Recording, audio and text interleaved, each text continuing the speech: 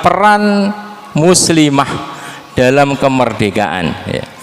Jadi harus kita pahami dulu apa makna kemerdekaan ya.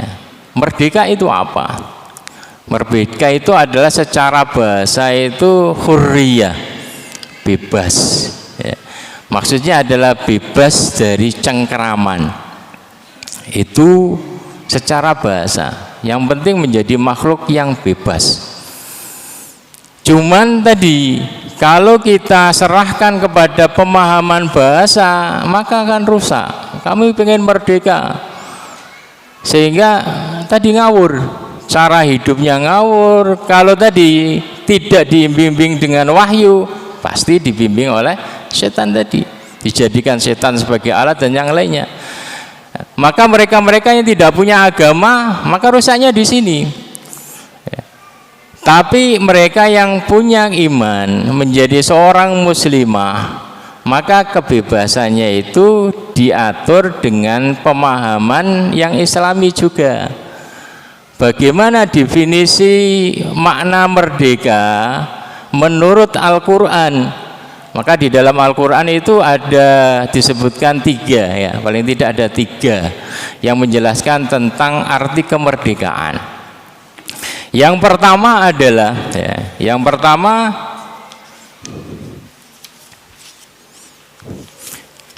Al-Quran menjelaskan dalam surat Al-An'am ayat 76 sampai 79, yaitu tentang kisah Nabi Ibrahim ketika ia membebaskan dirinya dari orientasi asasi ya. Jadi pemikiran pada masa itu yang keliru dalam kehidupan manusia, karena mayoritas waktu itu adalah menyembah selain Allah. Bukan mayoritas, semuanya, kecuali Nabi Ibrahim itu ada yang menyembah patung, ada yang menyembah matahari, menyembah bulan, macam-macam. Mereka para pencari Tuhan, tapi tersesat semua karena nyasarnya ke patung, nyasarnya ke ini, dan itu juga dilalui oleh Nabi Ibrahim ya, karena proses. Maka dikatakan dalam Al-Quran ini, falamma janna alaihil lail ra'a kawkaban qala hadza rabbi. Ketika datang malam, maka Nabi Ibrahim ini melihat bintang. Qala hadza rabbi, dan kayaknya ini terang benderang. Tuhan itu menyinari, kayaknya ini Tuhan saya itu bintang. Agar hidup saya ini terang, maka saya menyembah bintang ini. Itu kalau diserahkan kepada pikiran manusia kan seperti itu ya. Kemudian falam ma'afala, ketika bintang itu menghilang setelah tiba waktu fajar dan matahari mau terbit, qala la uhibbul afilin, saya nggak suka Tuhan kok bisa menghilang ya, nggak kelihatan lagi pengaruhnya maksudnya. Falamma ra'al qamara bazighan, besok malamnya dia ngelihat ya, qamar, yaitu rembulan, apalagi purnama, sangat terang benderang. Qala hadza rabbi, kayaknya yang benar itu ini ya. Bulannya apa? Tuhannya itu adalah bulan karena sinarnya lebih terang. Falamma afala qala la in lam yahdini rabbi lakunanna minal qaumidh dhalin ya. Kalau ketika bulan itu menghilang, maka Nabi Ibrahim mengatakan, kalau Allah tidak memberikan hidayah kepadaku, maka aku akan jadi seperti orang-orang yang tersesat itu. Falamma ra'a asy-syamsa bazighatan qala hadza rabbi, ketika siang hari melihat matahari, kalau bulan tadi sudah hilang, matahari lebih terang, kayaknya ini Tuhan saya ya. Kenapa kok enggak dari awal Tuhannya yang dipilih itu matahari? Karena mereka melihat ya, berpandangan Tuhan itu yang menyejukkan, matahari panas membakar ya.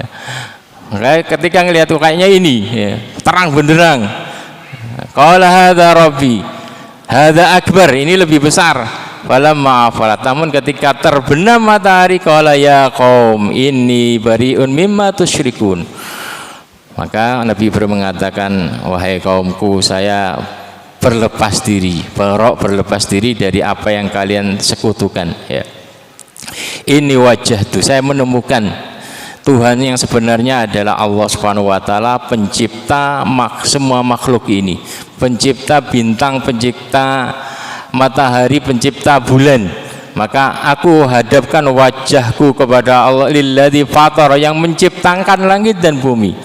Ini adalah makhluk, gak mungkin makhluk itu menciptakan makhluk. Saya akan beribadah kepada pencipta semua makhluk, pencipta langit dan bumi, ya. Maka dalam ayat ini menjelaskan kemerdekaan Nabi Ibrahim waktu itu adalah kemerdekaan bisa menemukan agama tauhid, menyembah pencipta alam semesta ini. Maka kemerdekaan yang hakiki dalam ayat ini adalah ketika kita menjadi ahlu tauhid, ketika kita paham bahwa yang berhak atas diri kita, ibadah kita, penghambaan kita, pengorbanan kita hanyalah Allah Subhanahu wa taala. Ya, ini. Maka kemerdekaan yang asasi adalah ketika manusia berada dalam fitrahnya, ya, berada dalam fitrahnya. Kemudian yang kedua dalam surat Al-Baqarah 49, yaitu kisah Nabi Musa ketika membebaskan bangsanya dari penindasan Fir'aun, ya. Allah katakan, wa id najjaynakum min ali fir'auna yasumunakum su'al adzab yudzabbihuna abnaakum wa yastahyuna nisaakum wa fi dzalikum bala'um mir rabbikum 'adzim. Ketika Allah bebaskan Nabi Musa, Bani Israel dari cengkraman Fir'aun. Nah, inilah yang dimaksudkan kemerdekaan di Indonesia ini. Ketika kita terbebas dari penjajahan Belanda dan yang lainnya, penjajahan bangsa lain. Ini yang sesuai dengan Al-Quran yang kedua ini. Kemudian yang ketiga, yaitu kisah sukses Nabi Muhammad dalam mengemban misi kerasulannya di muka bumi ini. Al-Maidah ayat yang ketiga, al-yauma akmaltu lakum dinakum wa atmamtu alaikum ni'mati wa raditu lakumul islam madina. Hari ini aku telah menyempurnakan bagi kalian agama kalian, aku telah sempurnakan nikmatku kepada kalian, dan aku ridho agama Islam ini menjadi agama bagi kalian. Jadi kita dikatakan merdeka kalau kita berhasil mengerjakan ibadah-ibadah kita, penghambaan kita kepada Allah Subhanahu wa taala. Jadi ini tiga makna kemerdekaan. Kita bisa merdeka kalau kita paham menemukan Rabb kita, Tuhan kita yang wajib diibadahi itu adalah Allah Subhanahu wa taala.